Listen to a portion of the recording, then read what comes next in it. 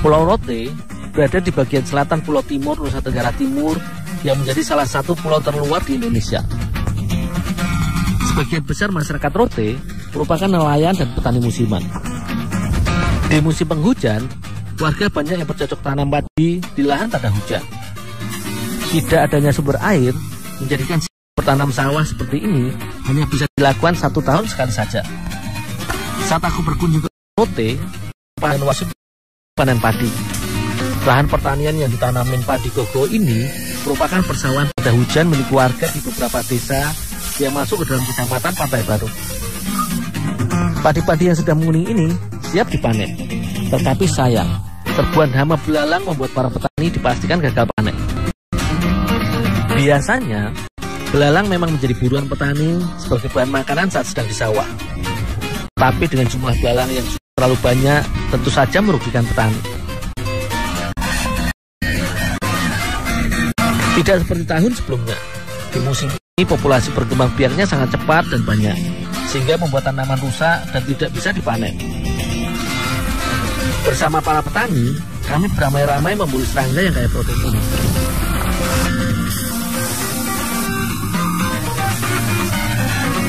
Belalang yang didapat disimpan di dalam tusukan lidi pelepah daun lontar atau kelapa, agar belalang yang masih hidup ini tidak terbang dan terlepas.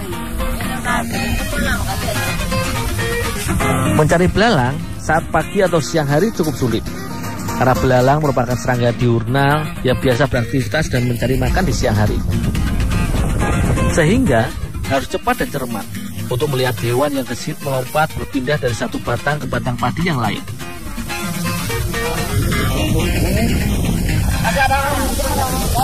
Dulu ya. Oke, makasih.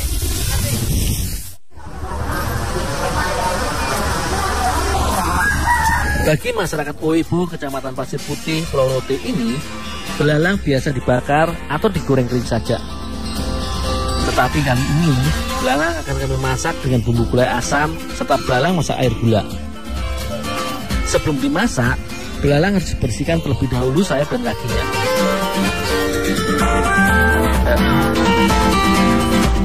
Tetapi agar mudah dibersihkan, maka belalang-belalang yang masih hidup ini aku rebus terlebih dahulu agar mudah diolah. Dengan air panas, belalang cukup direbus bentar saja.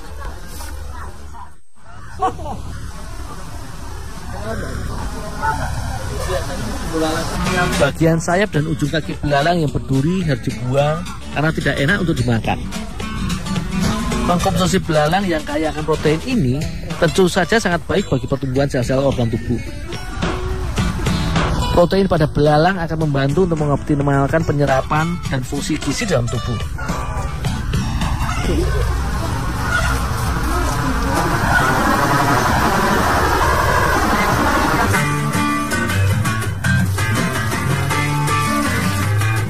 Hasil belalang yang sudah dibersihkan, selanjutnya aku cuci kembali. Sisa sayap serta kaki yang tertinggal harus dibuang.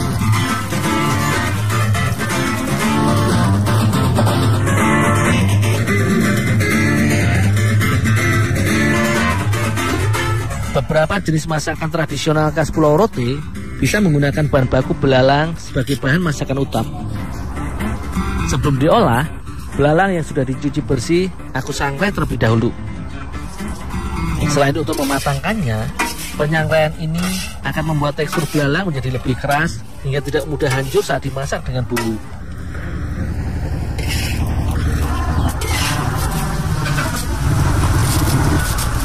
Untuk membuat bumbu belalang masak gula, maka bawang merah, bawang putih, lada serta serai dan garam menjadi rempah penyedap dan menambah rasa.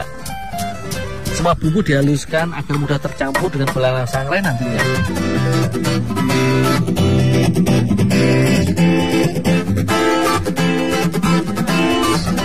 Begitu pula dengan bumbu belalang masak gulai asam. Semua bahan dihaluskan bersamaan.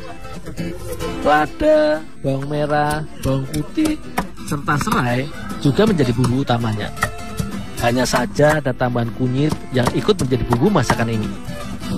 Nantinya, bumbu halus ini akan ditambahkan dengan air asam sebagai penyegar rasa masakannya.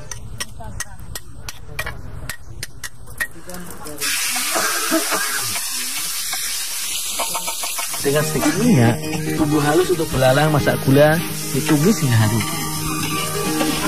Jika bumbu sudah masak, maka gula air ditambahkan sebagai pelengkap.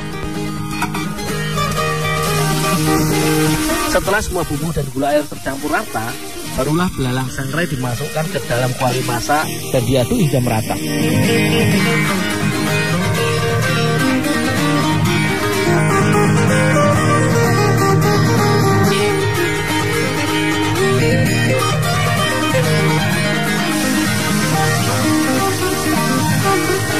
Sebagian belalang sangrai lainnya akan dimasak dengan bumbu kuah asam.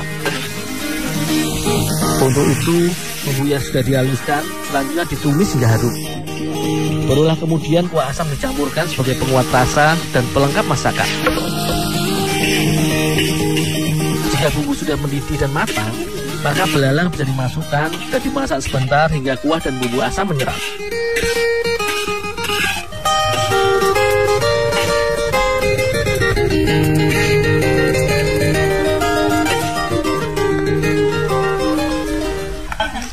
Babino.